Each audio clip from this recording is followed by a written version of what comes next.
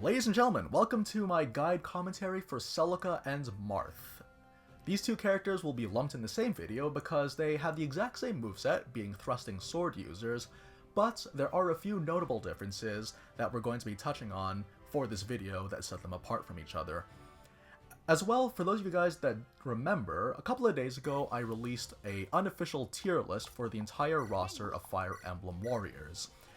Part of this video is going to be me justifying the placements of these two characters, but also explaining the context behind creating that tier list. Well, for people that haven't remembered or haven't seen that video, I placed Celica at the B- tier and Marth at the B tier, which were like the two lower parts of the entire list. But before we get into that, let's just quickly show off the moveset. Like usual, Combo 4 exposes the stun gauge, and Combo 5 does a pretty good job of breaking it by virtue of taking people into the air and juggling them. As well, people already know about the Combo 6, which is a nice AoE. In my opinion, it looks really nice, but my main issue is the fact that it can be interrupted, as you saw just over there. As well, it doesn't actually serve as nicely as an AoE as it looks like it would. It could use a little bit more improvements, but you know, that's not something that we're going to be seeing right now. In terms of AoE, the Combo 3, 2 regular attacks and a strong attack, do a very good job of clearing out people, much faster in my opinion than a Combo 6, and it can be done indefinitely, so be sure to make use of that if you want to clear out forts as soon as possible. In terms of the overall moveset, I find that it more specializes in 1v1 situations, and it does a very fair job at that. In terms of AoE, also a very solid job. Most of the time, you will be just using the Combo 3 as your main crowd clearing, and then using all of your combos in dueling situations, which is something that Marth and Celica both excel in.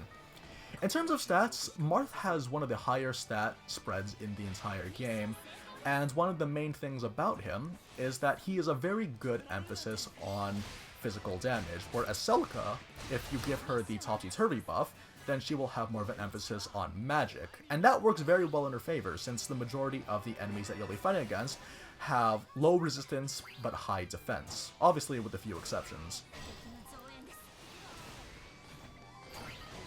So as you can see over here, the Combo 3, two regular attacks followed by a strong, very good for getting that AoE.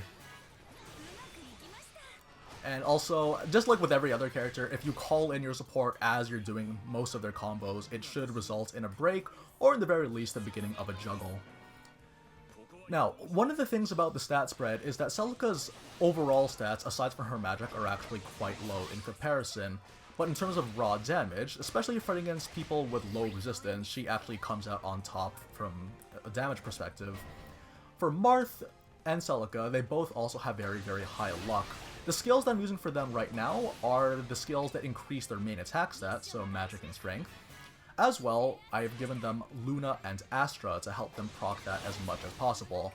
And they do very well in that regard. Like, both of them being sword users, they have very good all-around matchups in the weapon triangle, simply because axe users and sword users tend to be more common than spear users.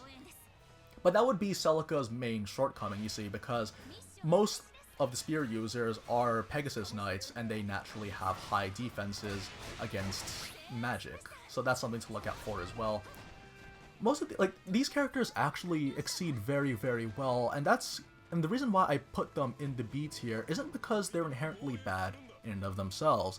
It's just that they were clearly designed with an idea, with a niche in mind.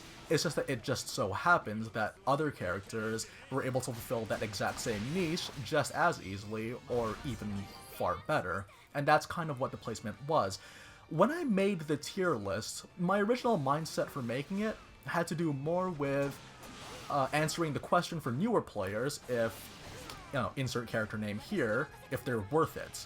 Like, most people, they would comment, and then they would ask me if, you know, I've invested a lot of money, but I'm worried I might have wasted my time, materials, and money on this character.